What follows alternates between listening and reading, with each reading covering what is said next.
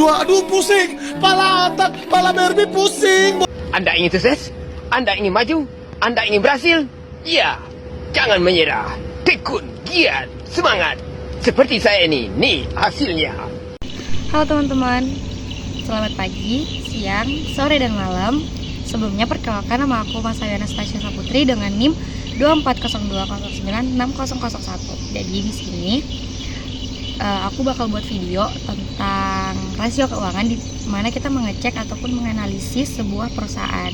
Nah, perusahaan yang aku analisis ini salah satunya adalah PT Indofood. PT Indofood ini adalah salah satu perusahaan yang memproduksi Indomie. Jadi kita bakal menganalisisnya dengan memakai 3 rasio keuangan. Yang pertama ada likuiditas, kedua solvabilitas, dan yang ketiga ada rentabilitas.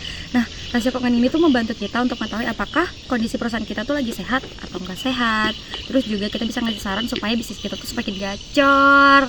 Bohong, yang bener. Nah, di sini aku bakal ngejelasin dan nganalisis kesehatan perusahaan dengan menggunakan rasio keuangan.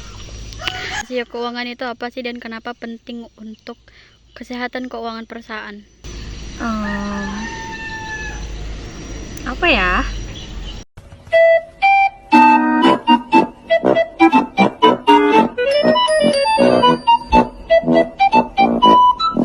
A few moments later. Jadi guys, rasio keuangan itu tuh sama aja kayak termometer yang lagi ngecek suhu tubuh kita.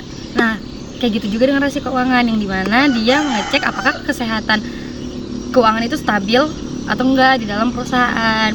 Bayangin deh, kita mau bayar tagihan nih. Sebelum kita bayar tagihan, kita kan pasti ngecek dompet dulu. Kira-kira cukup nggak duitnya buat bayar tagihan? Ataupun nih bayangin, ada dokter yang lagi ngecek jantung pasiennya. Nah, tanpa alat kita kan nggak bisa tahu apakah pasien ini lagi sehat atau enggak. Nggak mungkin kan kita tanpa alat kita langsung ngomong, ngeliat mukanya, ih kamu penyakit jantung. Nggak mungkin kayak gitu kan teman-teman. Nah, jadi tuh rasio keuangan ini tuh sama kayak alat, ngebantu kita untuk mengerti kondisi perusahaan itu seperti apa dan juga membantu perusahaan untuk mengambil keputusan yang tepat, seperti itu. Jadi paham kan seperti sini? Paham? Oke, singkat saja. Dari mana datangnya kecewa? Dari dia yang kau anggap segalanya. Paham? Aku bakal ngejelasin deh 3 rasio yang bakal aku pakai untuk menganalisis. Yang pertama itu ada likuiditas, dan likuiditas itu tuh terdiri dari beberapa rasio juga. Yang pertama ada current rasio, yang kedua ada quick rasio, yang ketiga ada cash rasio. Terus untuk rasio keuangan yang kedua ada solvabilitas, itu terdiri dari debt to asset rasio, debt to capital rasio, dan yang terakhir adalah debt to equity rasio. Nah, untuk yang rentabilitas ini juga terdiri dari beberapa rasio teman-teman. Yang pertama itu ada net profit margin, yang kedua ada gross profit margin, yang ketiga ada ROA, keempat ROI, yang kelima ada ROE. Jadi teman-teman, setelah aku ngejelasin terkait rasio keuangan yang tadi, aku bakal ngambil 3 rasio keuangan untuk aku pakai menganalisis. Yang pertama itu adalah rasio likuiditas, yaitu current rasio. Nah, dari rasio ini tuh ngebantu kita untuk mengetahui apakah PT Indofood ini punya cukup duit untuk membayar tagihan-tagihan mereka. Contohnya tuh kayak utang ke supplier kayak gitu. Lalu yang kedua ada solvabilitas, yaitu debt to equity. Nah, dari rasio ini tuh kita tuh jadi tahu seberapa banyak sih utang yang dimiliki oleh PT Indofood dibanding duit pemiliknya. Nah, kalau misalnya kita kebanyakan utang, itu tuh bakal berisiko teman-teman. Nah, yang ketiga itu ada rentabilitas. Dari rentabilitas itu kita ngambil net profit margin. Dari net profit margin ini kita tuh jadi tahu seberapa banyak keuntungan yang didapat oleh PT Indofood ini. Secara PT Indofood itu kan banyak banget yang diproduksi, salah satu Indomie.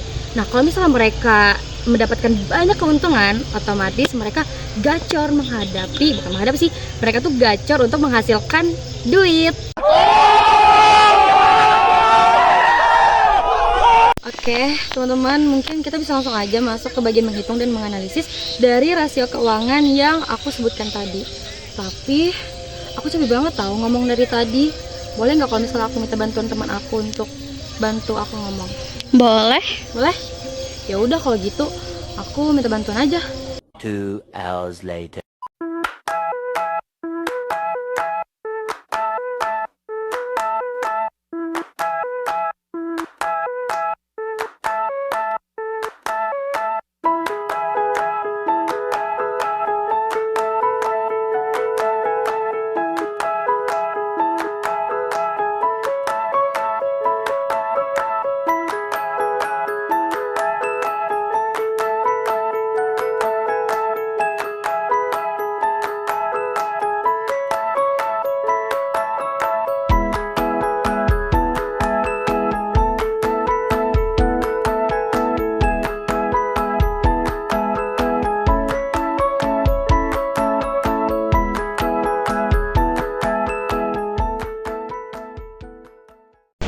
Oke guys, jadi setelah teman aku bantu hitung dan analisis terkait rasio tadi, dia juga ngebantuin aku ngejelasin materi yang tadi harus aku sampaikan tapi nggak aku sampaikan teman-teman.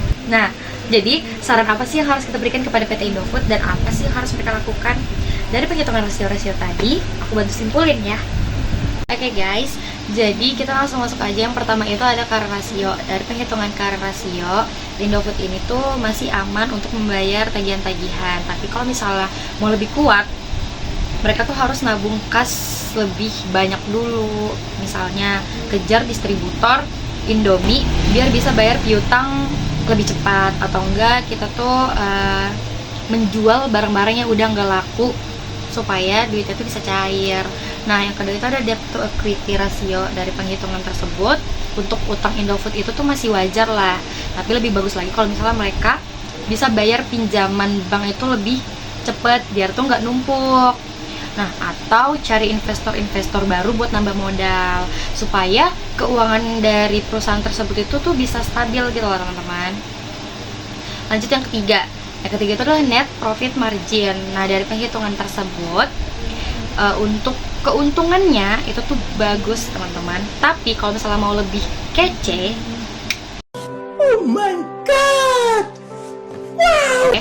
Indofood itu harus bisa hemat biaya. Misalnya pakai mesin yang lebih murah, tapi itu berkelas gitu loh buat bikin Indomie.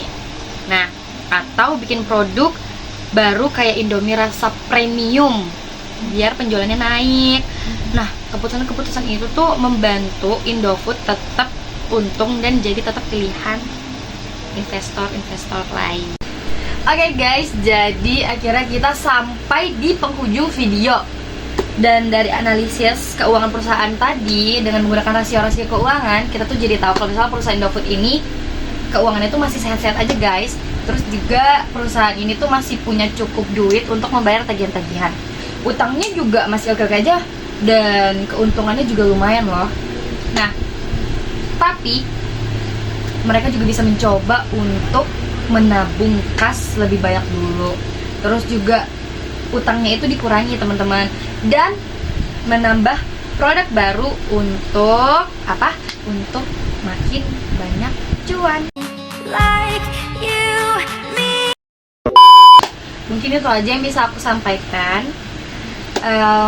Semoga teman-teman yang nonton video ini tuh bisa ngerti cara pakai rasio keuangan untuk mengambil keputusan bisnis yang tepat itu seperti apa. Jangan lupa ditonton video ini ya. Terima kasih yang udah nonton sampai akhir, sampai habis. Kalau kalian gak nonton, aku tonjok. Mengerikan. Dan sekian dari aku, Mas Ayu Anastasia Saputri, pamit undur diri. Terima kasih. Sampai jumpa.